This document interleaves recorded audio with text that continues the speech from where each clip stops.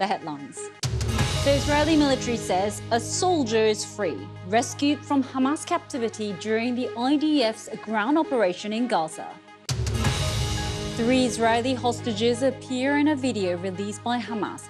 Israel's Prime Minister says the video is cruel psychological propaganda. Benjamin Netanyahu rules out a ceasefire with Hamas as Israel's military expands its ground offensive. Calls for a ceasefire are calls for Israel to surrender to Hamas, to surrender to terrorism, to surrender to barbarism. That will not happen. The UN says all 10 hospitals in the north of Gaza have received evacuation orders, but doctors say it's impossible to move patients. 6 o'clock, here are headlines today, and a warning from UNICEF that the situation in Gaza is getting worse by the hour. Aid agencies repeat their calls for a humanitarian ceasefire. Now, Turkey has strongly condemned what it said was an Israeli airstrike on Gaza's Turkish-Palestinian Friendship Hospital. In a statement, the Turkish Foreign Ministry said it is inexplicable for such an attack to take place, given all the necessary information, including the coordinates of the institution in question, which is the only cancer hospital in Gaza, was shared with Israeli authorities in advance.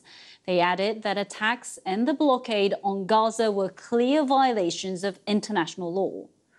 This video, which has been verified by the BBC, shows the hospital under fire and engulfed in smoke. The Israel Defense Forces have not responded to Turkey's comments. Meanwhile, 60 people have been arrested after large groups stormed an airport in Dagestan in southern Russia looking for Israeli citizens.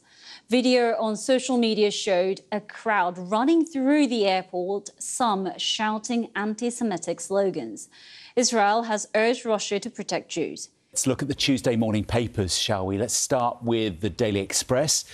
And they're leading on the latest comments from the Israeli Prime Minister Benjamin Netanyahu, who has ruled out a ceasefire, saying that this is a time for war. The Guardian also focuses on the Israel-Gaza war with a picture of an Israeli soldier who's been rescued after being taken hostage by Hamas. Let's see what's on the front pages of this morning's papers for you. We'll start with The Guardian. It's leading with the Israeli PM ruling out a ceasefire in Gaza, declaring this is a time for war. Well, the Express has the same lead, as you can see.